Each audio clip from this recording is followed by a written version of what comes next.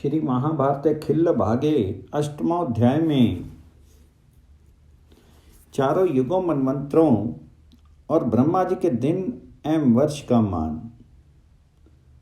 जन्मेजय ने कहा, परम बुद्धिमान द्विजवर, आप मुझसे मनमंत्रों के युगों की संख्या का वर्णन कीजिए तथा ब्रह्मा जी के दिन का परमान भी बताइए।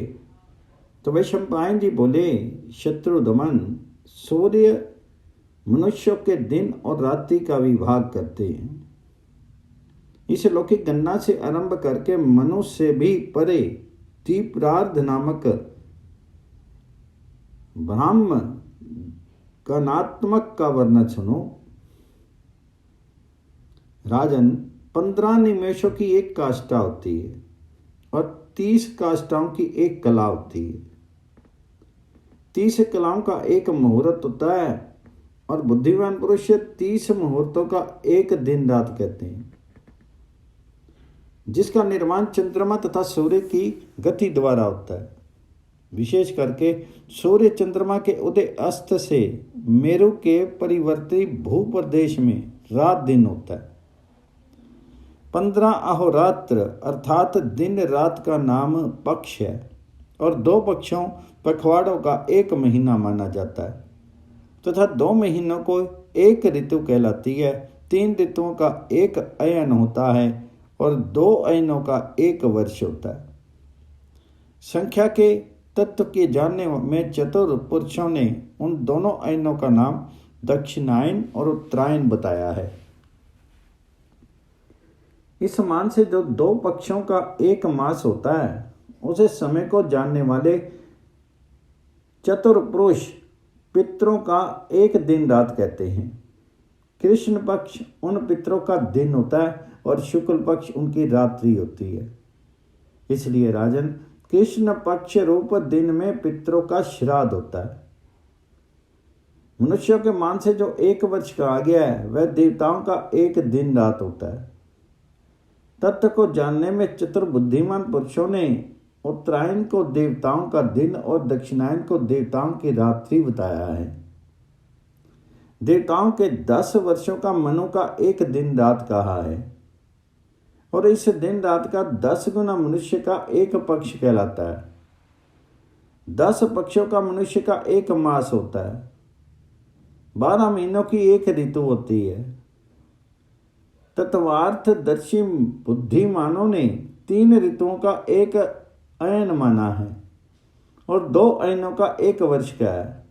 राजन, देवताओं के 4000 वर्षों का एक सतयुग होता है।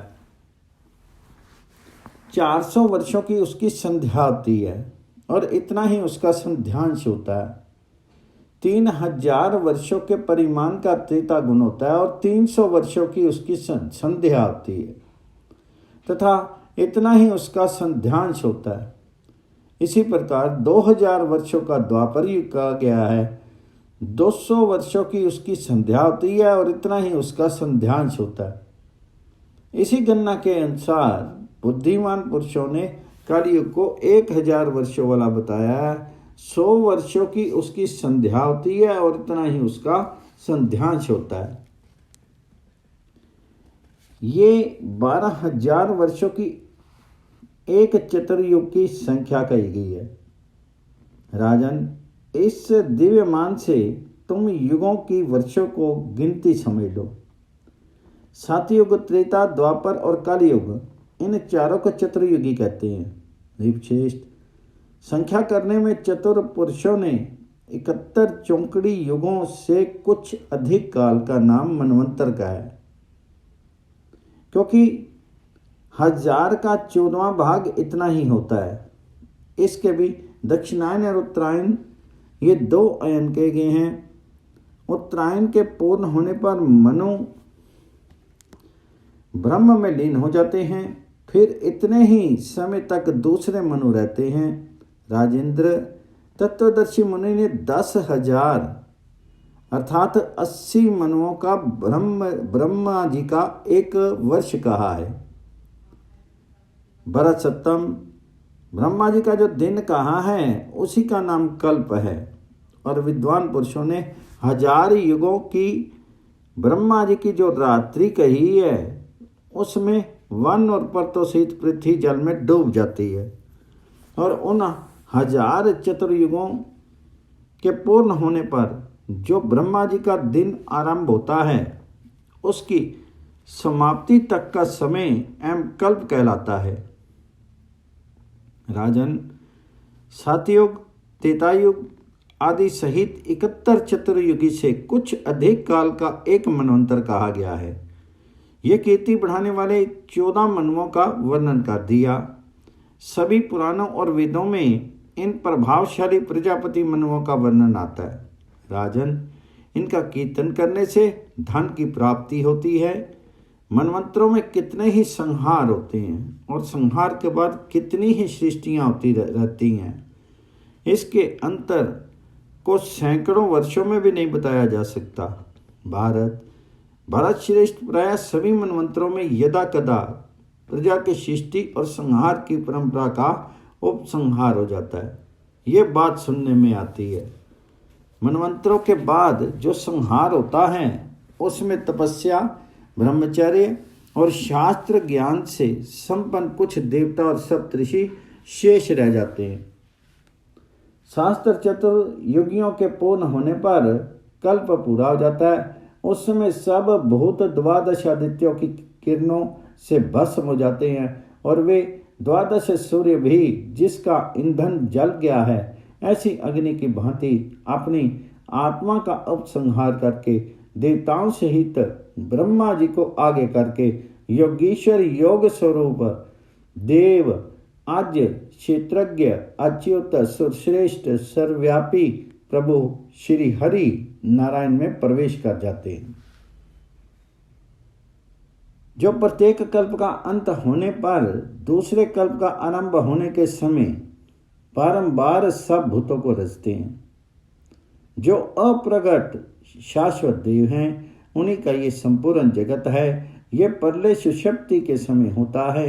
अतएव जब संपूर्ण विश्व एक कार्णव के जल में निमग्न हो जाता है तब रात्रि होती है और ब्रह्मा जी के 1000 वर्षों का नारायण निद्रा लेते हैं।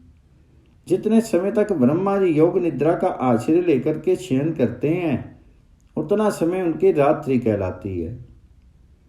जब वह रात्रि सहस्त्र चतुर्युगी बीतने पर समाप्त होती है तब लोकों के पिता में भगवान ब्रह्मा जी जागते हैं।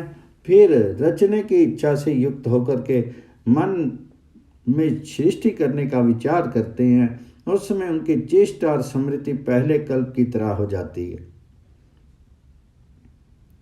तात उस समय ब्रह्मांड में सूर्य आदि देवताओं के और पिंड में चक्षु आदि के स्थान भी वे ही होते हैं, परंतु जीवों का विपर्य उलट फेर होता रहता है। भरत सत्तम सूर्य की किरणों से भस्म होकर के भगवान विष्णु में लीन हुए सब भूत तथा देवता, ऋषि, गंधर्व, यक्ष, पिशाच, सर्प और राक्षस भी फिर उस युग में उत्पन्न हो जाते हैं।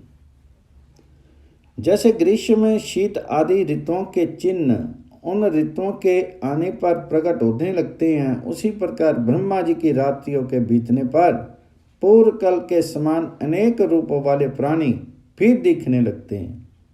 तात प्रजाओं को रचने वाले प्रजापति उस समय नारायण में से निकल करके फिर भूतों को रचने लगते हैं।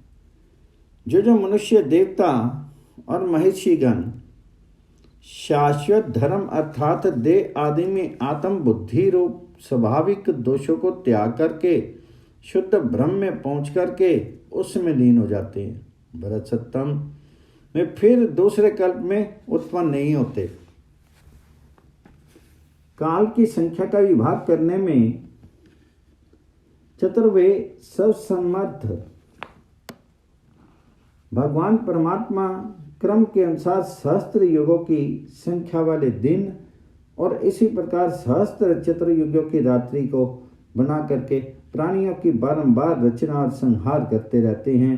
महादेव श्री हरिनारायण प्रभु ही स्थूल सूक्ष्म रूप से सर्वत्र विराजमान हैं। महाद्युते वर्तमान व्यवस्थित मनु भी उनके ही अंश हैं।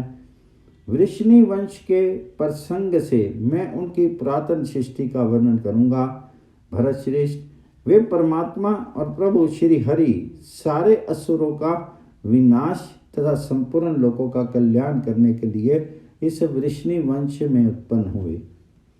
इस प्रकार श्री महाभारत खिल्ल भाग हरिवंश के अंतर्गत हरिवंश पर्व में मनवंतर गण विषयक 8वां अध्याय पूर्ण।